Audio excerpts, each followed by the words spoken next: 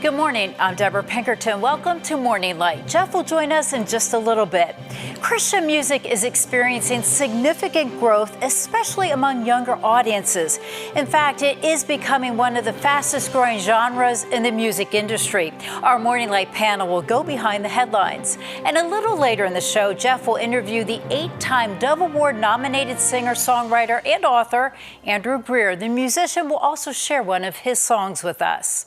Well, Christian and gospel music is experiencing a revival. Luminate's 2025 mid-year report shows there's been a shift in listener behavior and a rise in demand for inspirational and faith-based content.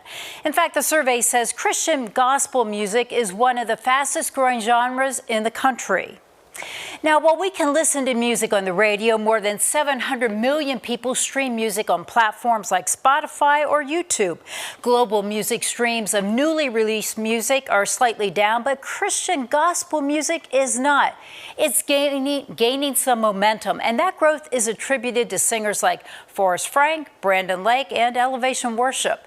The study shows 60% of streamers listening to Christian music are women and 30% are millennials.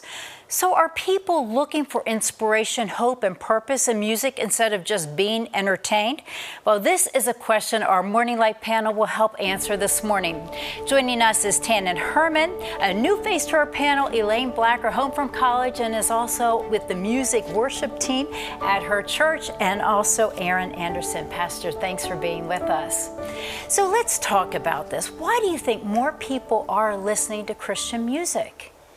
Well, I mean, we were just chatting earlier. It's like I think there's more familiar faces engaged in this genre than there have been. Like my joke was Jelly Roll's doing worship music now, so you brought in a whole new demographic to a genre of music that people were probably not listening to prior to that. And I mean, the reality is too is there's just better musicianship now in the Christian music world than there was even 30 years ago. I wouldn't necessarily say I advocate for a lot of the lyricism of modern Christian music. We're missing a lot there, but the musicianship is there. It's a lot more culturally relevant. It's songs, it's sounds, it's things that are familiar with a lot of the younger generations. I think that's why you're seeing a lot more people streaming it. Yeah, you're seeing a lot of big shows too, like American Idol. Lauren Daigle's music is appearing on there. And, besides just regular Christian stations, other stations are playing that. And that's in kids' school buses. I mean, it's introducing it to the youth. You'll hear it in malls, stores. So I think it's definitely a lot more widespread, and it's inspirational too. Yeah, it is interesting because you mentioned American Idol, and what we have seen a couple of years ago when there was a tribute to Mandisa, who was an alum of American Idol. I mean, CeCe Winans was on, Danny Gokey, Colton Dixon, and here primetime TV, and these people are singing Christian music for at least 5 minutes. I was flabbergasted. I'm like, oh my goodness, they're just opening this up to everyone. Yeah. What are your thoughts? Well, the divide between sort of sacred and secular was not going to hold for very long. The musicianship, the quality of it has absolutely changed things for sure. But music is part of who we are as humans, and I don't know about you. For me, spiritually, the most inspiration I get, even as I prepare for sermons, comes from sitting and listening to music, and especially music that has really solid, good biblical lyrics. Yeah, and there's certainly all different kinds of music. It's interesting because according to Billboard, Forrest Frank is the top Christian artist. Brandon Lake is number 2. I'm going to play a clip of Forrest Frank's song, Your Way's Better. When I'm overwhelmed within from the weight of all my sin, I need a friend to call my own. I need a house to call my home. When I'm broken down inside and there's nowhere else to hide, I need a place where I feel known. Can someone help me? Then I hear you reply, bringing teardrops to my eyes, saying I'm not alone. Oh Lord, I need you now more than ever. Would you put my heart back together? I searched the world till my head hurt just to find out your ways better. Oh, oh. You guys are rocking out in here. So this is definitely the younger generation, but it's really, a lot of people are listening to it, and that's what the study says. More millennials are doing this. Pastor, you said you listen to Christian music when you're writing your sermons.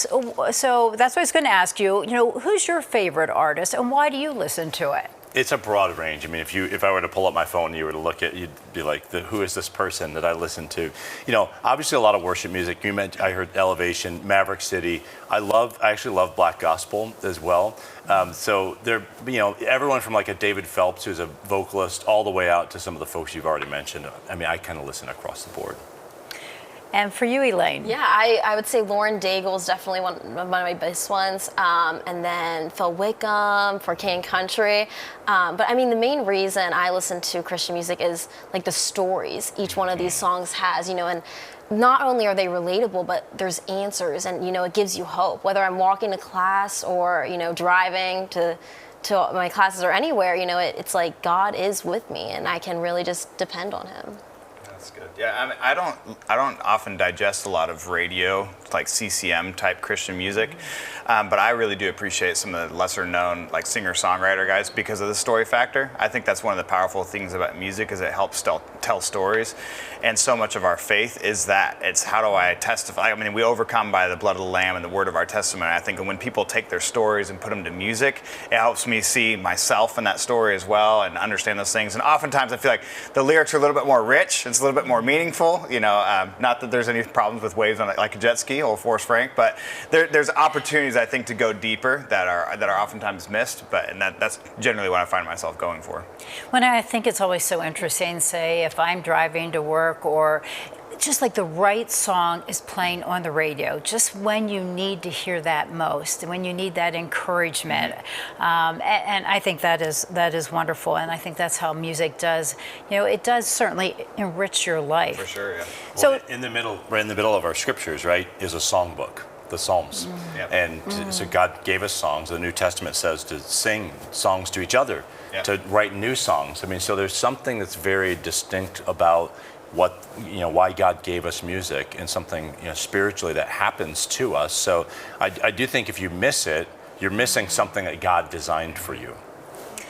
I think sometimes critics will say they see people in church holding their hands up, worshiping, or at concerts, but as soon as they walk out the door, they're not really living what they're singing. So how can we make a difference? And how can we really take this worship and believe it and not just be something we do? I mean, I think you touched on an issue, regardless if worship was even part of the conversation. People going to church and leaving, and you're not seeing the transformation you're hoping for.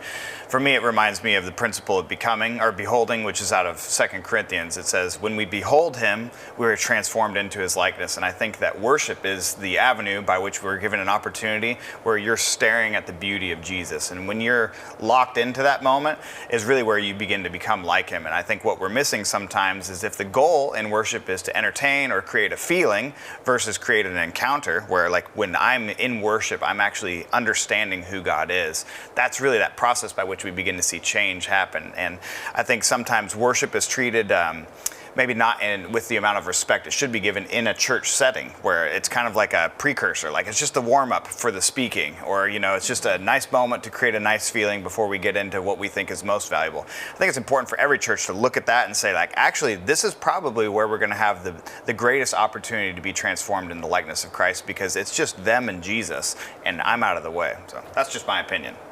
Yeah, That's a good opinion. Yeah, that's a good point. Also, you know, reflection and really like prayer too after, you know, listening to a song is really important. And that's the way, you know, you're going to get answers and you're going to be able to spread it out to other people if you really understand the lyrics too and the word. Absolutely. Yeah.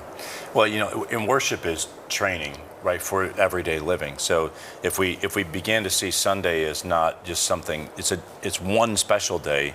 But it's that training. Like, how do you take the singing, the moment, the raising the hands, all that, and then translate into that? You know, as I think about sermons, Monday morning and Tuesday, when life is going to get really grindy, how do I take what I was singing and apply it to what I'm going to, my boss who's a pain in the neck? Like, how do I translate that from here to here? And that's probably something we as a church can probably do a little better job of helping people figure out how to do that. Yeah, it's something that you really have to carry on throughout the entire week because, I mean, that is just, Sunday is just a time of worship, but it's something that really, it has to be a part of your everyday life. Mm-hmm. Yeah, absolutely. And so that really goes into the whole Christmas season. Think about all the songs that we sing. And so many non-Christians are singing them. Joy to the World, O Little Town of Bethlehem, Silent Night. How can we really, when we sing these songs, you know, take it to heart and make a difference for others? Yeah, I think that what I love about Christianity is we have found a way how to invade culture from, you know, thousands of years ago to where we are now. And the fact that Christian songs are mainline is kind of a miracle in itself. And so I think it's a real opportunity as believers when you know, are around others who don't believe to engage them in dialogue and not like why do you love that song? You know, it's like oftentimes we're singing them because it's more of like repetitive. It's convenient. I know that song. It's like, yeah, but do you know what it means? Like, how is that part of your life? Because whenever I sing it, it means something very special. So I would say start engaging people. Ask them like, why do you love that song? And think about the songs you're singing. So, you know, I know this week we're at our church. We're going to have a sort of a blue Christmas service, which is really focused on a lot of sadness the world feels during this time. The nostalgia of the holiday season brings out all kinds of high highs and really low lows. And so when you go to one of those classic carols like O Come, Emmanuel, it's about longing for the Creator to enter this world and to heal and to rescue and save. And man, that's what, you know, Jesus said he came to bind up the brokenhearted. So these songs can be a gateway for some really interesting conversations with people we love. Yes, certainly during this Christmas season to really educate them that what they're singing is about Jesus' birth. Absolutely. Thank you for this wonderful conversation, and Merry Christmas. Merry Christmas. And coming up on Morning Light, sharing stories through music, books, and films. Andrew Greer sat down with Jeff to talk about his new book, More Than a President, Sundays with Jimmy Carter. That's next. You are watching Morning Light right here on Lighthouse TV.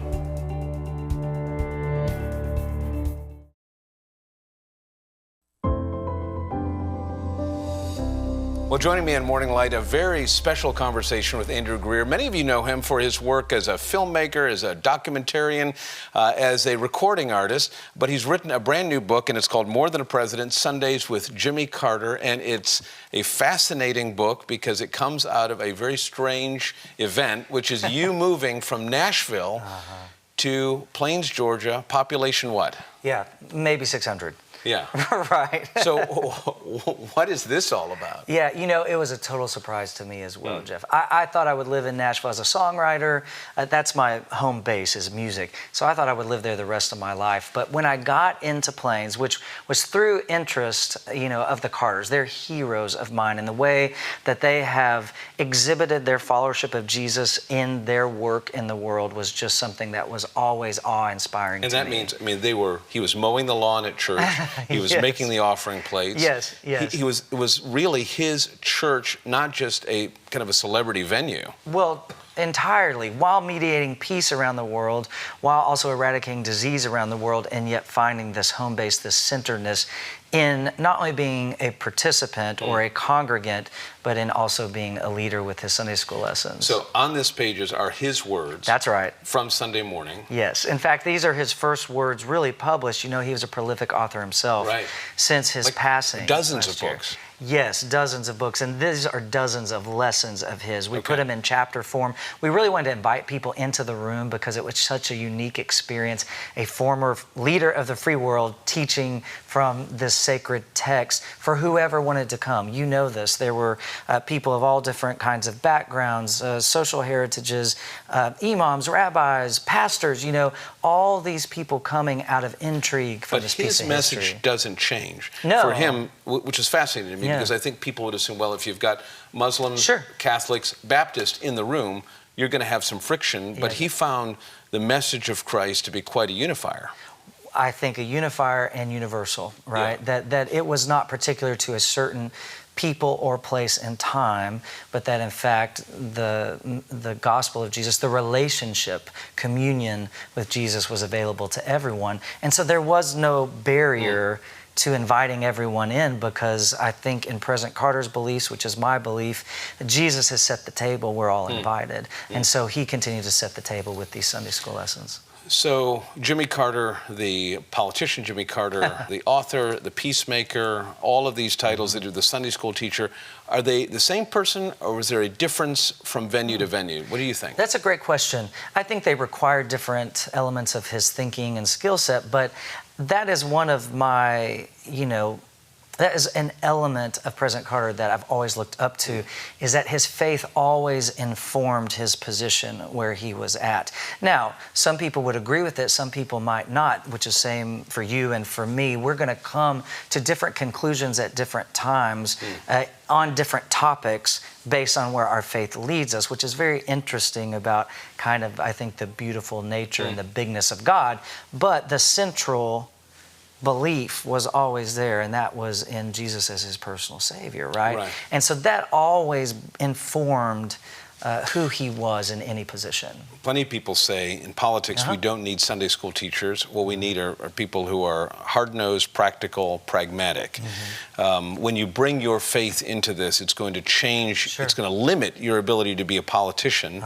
It's going to limit your ability to be tough, to be a negotiator in the way that you lose leverage almost as a Christian. In practical life, real life, the lessons of President Carter as a believer for ordinary Christians who will never be president, what are they? Well, I do think you have a point. I think he always felt like his hands were a bit tied when he was president because some of the red tape of that job, as far as how he could fully exercise his faith in the things he was convicted about, as far as how to interact with the people around him and throughout the world. So I do think the through line through the lesson, though, is available to every one of us. Through every lesson, he's always challenging an us versus them mentality, because he believes Jesus' challenges an us versus them mentality, which what that means is weighing out my prejudice, weighing out my bias, weighing out my preferences before who? God. Putting it through the lens of the gospel. That's right. And he would always challenge himself to do that first and then challenge the audience or the congregation. After the break, I'd like to come back, and in addition to being a writer, you are a prolific singer-songwriter, and would love for you to share Music your gifts was our with us. first connection, so I'd be happy to. Awesome. We'll be right back with Andrew Greer.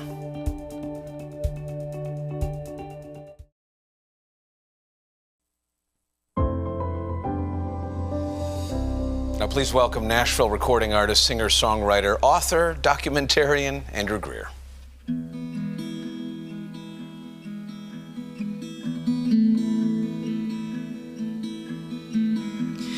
When the light dims in the dark, the pathway unclear and untold.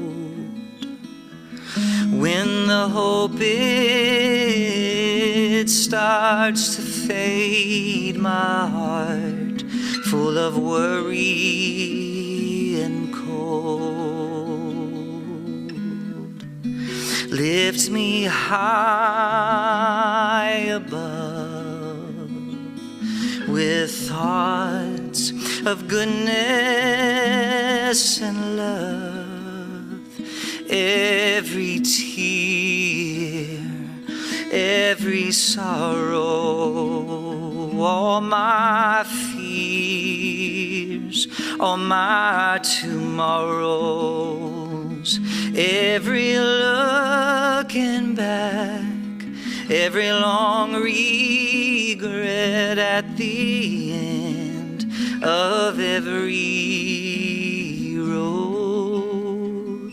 Take my cup and lead me home.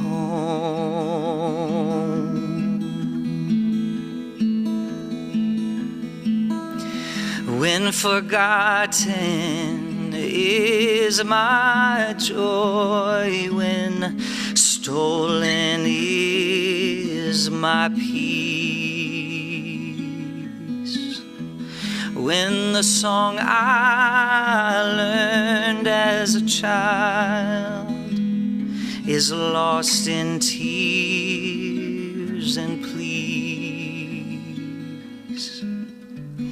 lift me high above with thoughts of goodness and love. Every tear, every sorrow, all my fears, all my tomorrows, every looking back, every long regret at the end of every road. Take my cup and lead me home.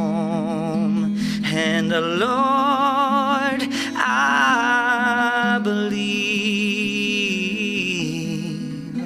Help my unbelief.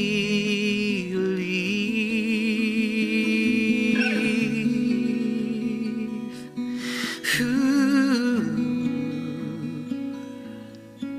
Every tear, every sorrow, all my fears, all my tomorrows, every looking back, every long regret at the end of every road.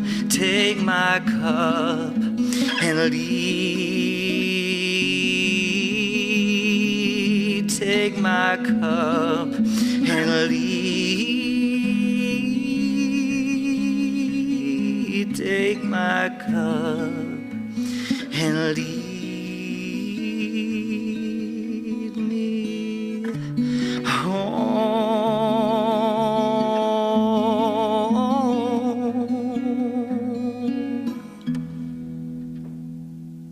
Andrew's music, his book, information about his documentary is available at andrew-greer.com. We'll be right back.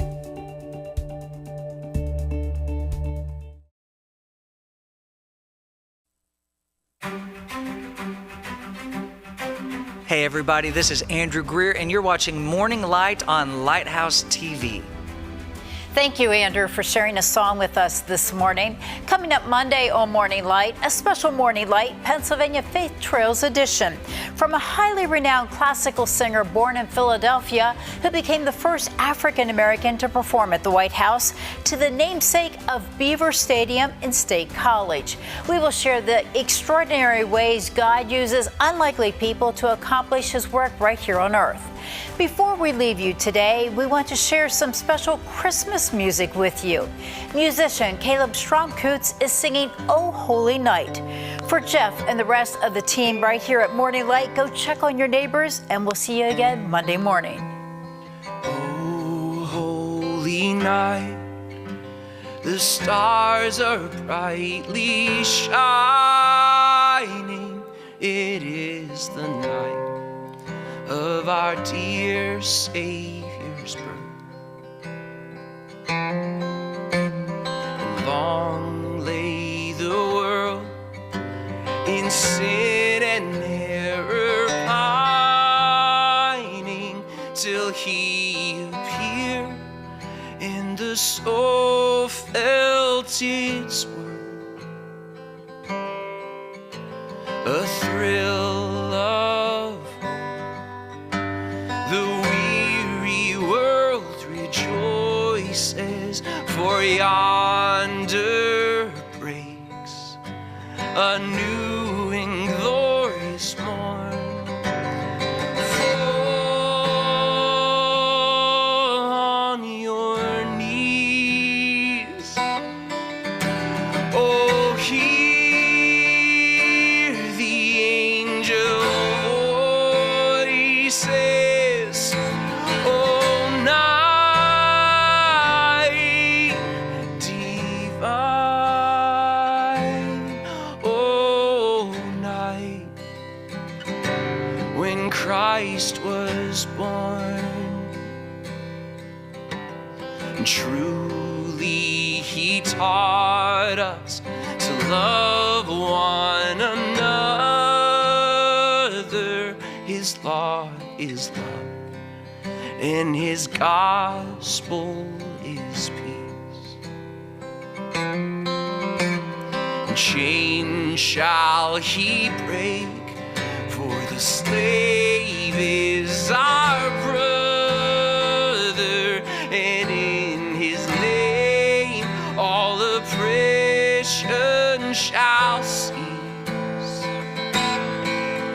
Sweet hymns of joy in grateful chorus raise we, let all within us praise his holy name.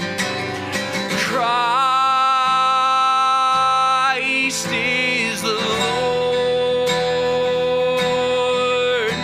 Oh, praise his name forever. His power and glory